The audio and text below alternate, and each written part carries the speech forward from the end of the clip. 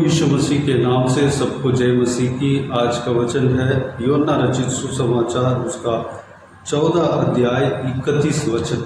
परंतु यह इसलिए होता है कि संसार जाने कि मैं पिता से प्रेम रखता हूँ, और जैसे पिता ने मुझे आज्ञा दी मैं वैसे ही करता हूँ। उठो यहाँ से चलें। मेरे प्रियो, इस वचन में प्रभु यीशु का एक कार्य को, बहुत बड़ा कार्य को, यानी कि एक हैबिट को, एक उनका गुण को हम देख सकते हैं। वैसे प्रभु यीशु एक इंसान कैसे जीना चाहिए उसका उदाहरण उनका जीवन से देकर गया। एक इंसान किस तरह रहना चाहिए, किस तरह चलना चाहिए, किस तरह प्रार्थना करना चाहिए, किस तरह दूसरों से प्रेम रखना चाहिए, सब कुछ अपने जीवन से आने वाले, उनके बाद आने वाले पीढ़ियों को सिखाया। यहाँ पर प्रभु यीशु इस तरह कहता है कि और जैसे पिता ने मुझे आज्ञा दी मैं वैसे ही करता हूँ।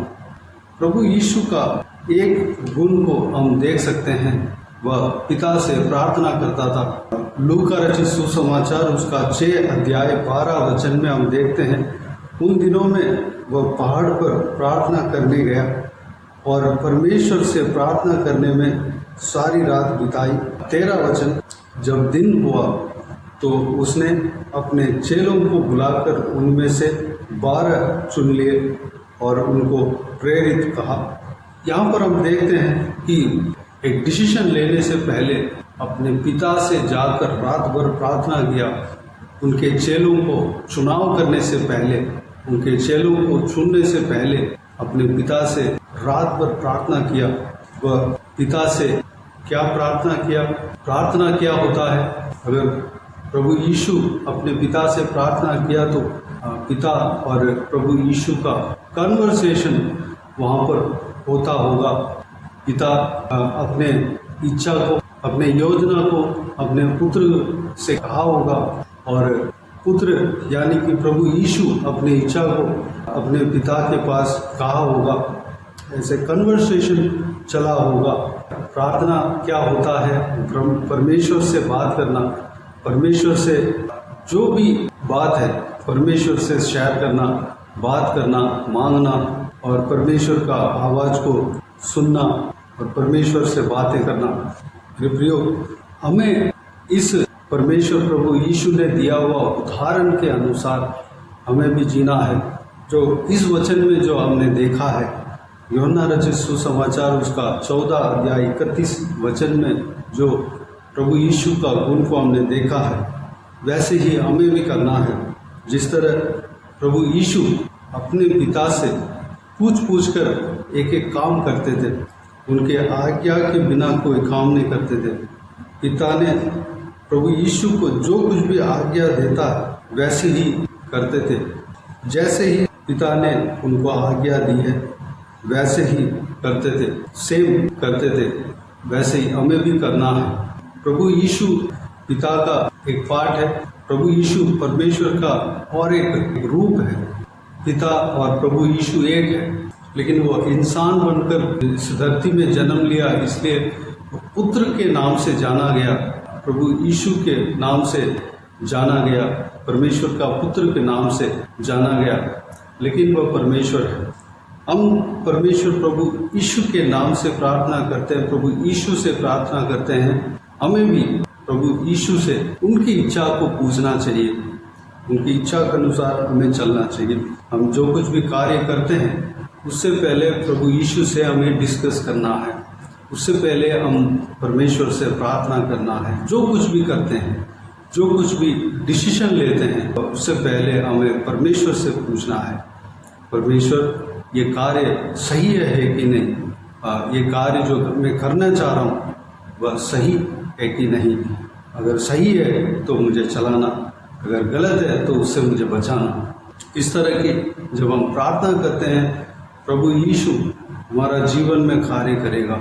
हमें अगर गलत हम डिसीजन लेने जा रहे हैं तो उस डिसीजन लेने से हमें दूर करेगा, हमें उस डिसीजन से बचाएगा, हमें रोकेगा, और कैसे न कैसे हमें उससे हटाकर उस डिसीजन से हमें दूर करके उस डिसीजन को लेने नहीं देगा, एक सही डिसीजन लेने के लिए अनुग्रह करेगा, एक सही मार्ग परमेश्वर दिखाएगा, अपनी आत्मा के द्वारा वह दिखाएगा। हमारा परमेश्वर बात करने वाला परमेश्वर है, हमसे वह बात करता है। हमें कोई भी काम करने से पहले हमें परमेश्वर से प्रार्थना करना है, प्रार्थना करके उस काम को शुरू करना है। अगर छोटे से काम हो या बड़े से काम हो, हमें उस काम करने से पहले हमें छोटा सा प्रार्थना करना है, प्रभु यीशु को उस काम के लिए मदद मांगना है, प्रभु यीशु से प्रार्थना करना है, उस काम को करने के लिए बल मांगना है, और प्रभु यीशु के सहायता से जो कुछ भी काम हम करने जाते हैं वह सबसे बेहतर तरीके से वह काम पूरा होता है।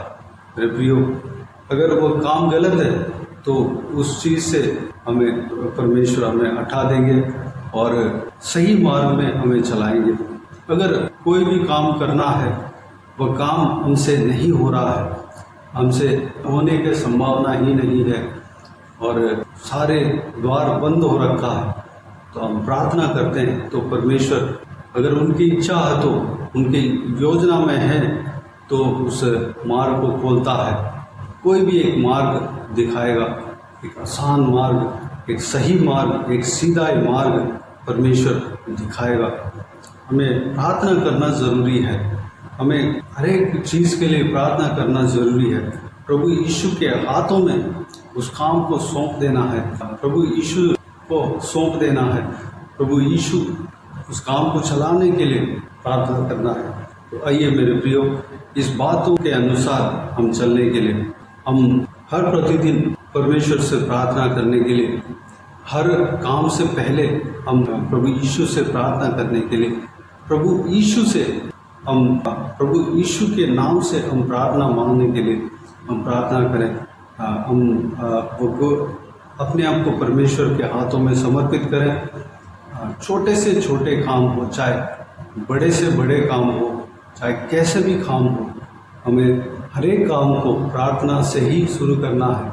अगर भोजन करने जा रहे हैं तो भोजन करने से पहले एक छोटी सी प्रार्थना, धन्यवाद देना है। या हम कहीं बाहर निकल रहे हैं, बाहर निकलने से पहले हमें छोटा सा प्रार्थना करके हमें बाहर निकलना है।